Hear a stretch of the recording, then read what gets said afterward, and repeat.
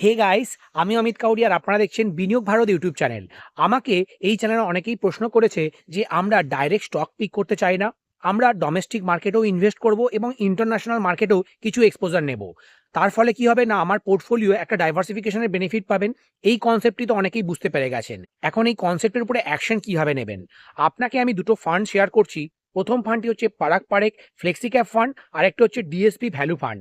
এই দুটি ফান্ডই কিন্তু তাদের 60-70% ক্যাপিটালকে ডোমেস্টিক মার্কেটে ইনভেস্ট করে, আর বাকি 30-35% তারা কিন্তু ইন্টারন্যাশনাল মার্কেটেও তাদের পোর্টফোলিওকে ডাইভার্সিফাই করে।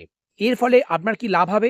যখন গ্লোবাল মার্কেটে একটা র্যালি দেখবো তখন তো আমার ফান্ড খুব ভালো পারফর্ম করবে, বা ধরুন ইউএস মার্কেট খুব ভালো করলো, তখন আমার ফান্ডের পারফরমেন্স খুব ভালো হবে।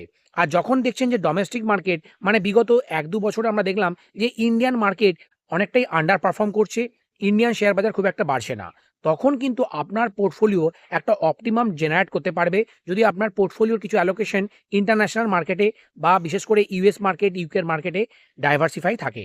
সেই জন্য আপনারা এই দুটি ফান্ডকে আপনাদের ওয়াচ লিস্টে রাখবেন, এবং সেখানে কিন্তু সিস্টেমেটিক ওয়েতে আপনারা যদি ইনভেস্ট করেন, আমি নিশ্চিত আপনার এই পোর্টফোলিওটি লং টার্মে ভালো আলফা জেনারেট করবে, আপনি একটা ভালো ওয়েলথও ক্রিয়েট করতে পারবেন। নমস্কার, আবার দেখা হবে আগের ভিডিওতে। জয় হিন্দ।